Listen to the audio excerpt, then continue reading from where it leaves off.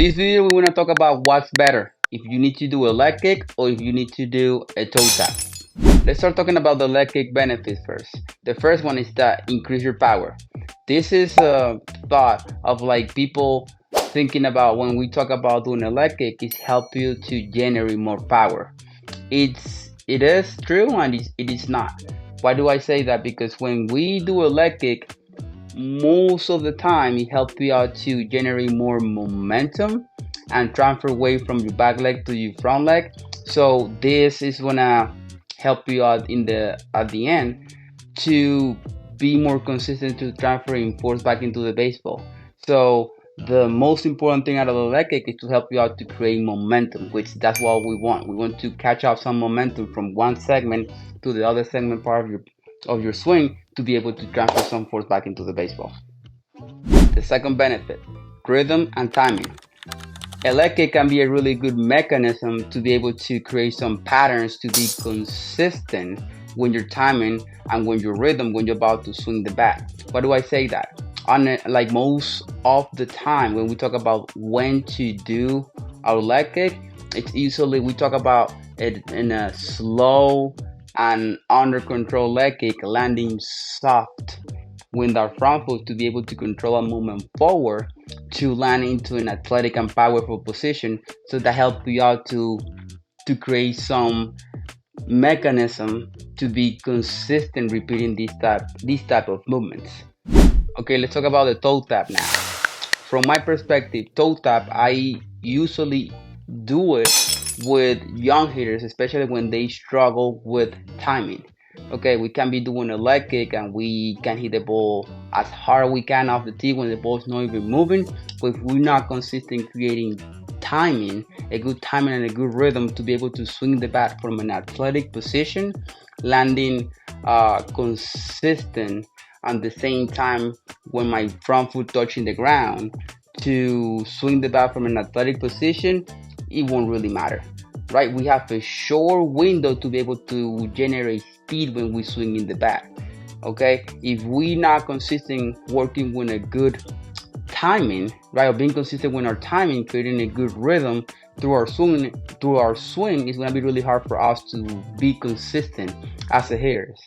So when I see a guy, especially that they just starting or they new in baseball, and I usually talk to them to how to prepare and stabilize their lower half, because from my perspective is the most important thing from a hitter, right? Being stable from the ground and using the ground as the leverage. Especially when you're not the stronger or bigger kid on your team, you have to be able to maximize your power and use the ground as the leverage instead of just using your hips on their own and just being super inconsistent with your timing just because you're trying to create these big movements that you see from some guys in the big leagues doing. But I'm telling you, they've been doing this for a long time. Okay, so I usually start with new guys with a toe tap to keep things as simple as possible, and in oftentimes it helps them out, right, to be consistent having a repeatable swing. As a hitters, that's what we want.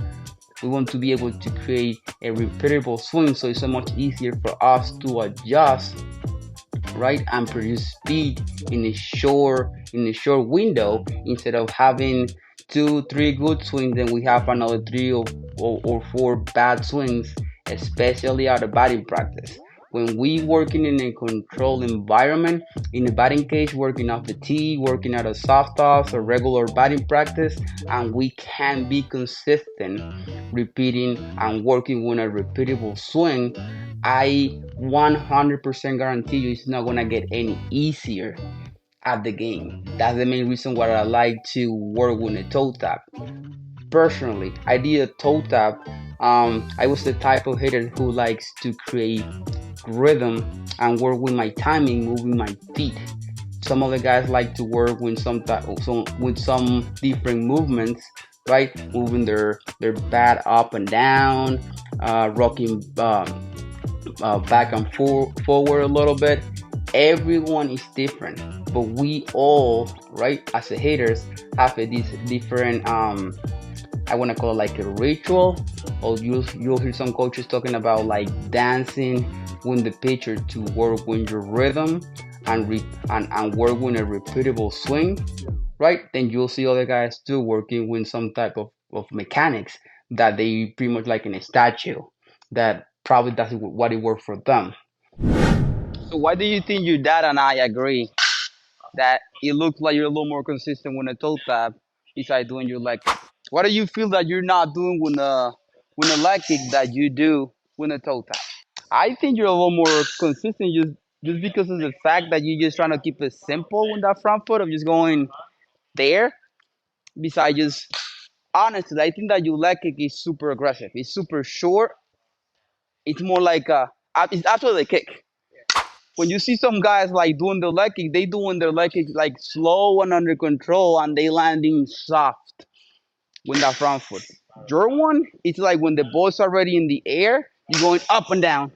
And the problem with being so quick when when that leg kick is you wanna rush with your overhead.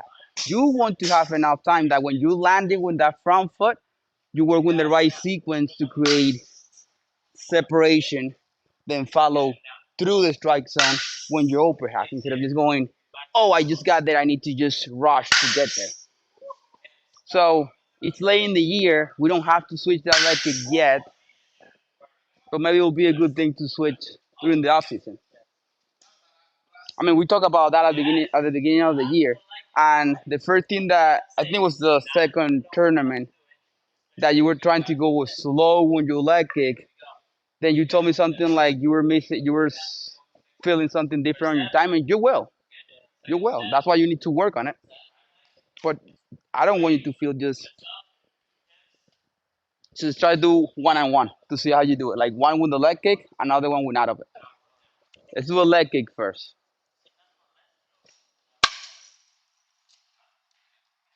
Now let's do another one without a leg kick. So the one when the out of the leg kick, you can do a toe tap, or you can just peel the front heel off the ground.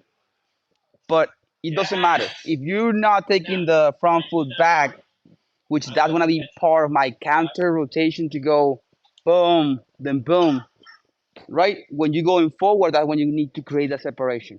If you don't want to do a toe tap, you just want to keep your front foot on the same spot. Try to make sure that you peel the front heel off the ground, and when you're doing that, is when you're doing and work when you're counter rotation, which is the same one that we were working off the tee. Closing those hips, sinking into the back hip, boom, then I explode. And I work with the same sequence. Hips first, then following the upper half. Okay, but even before than that, I counter rotate to twist and sink with my back hip to coil with my hips. There, there, then go. Tota, boom. On my way forward, boom, then go. Boom, boom, boom, then go. Well, the goal is like to land a little like being close when you front side, when you're landing, and when you're done with that front foot. Okay, let's do a toe tap.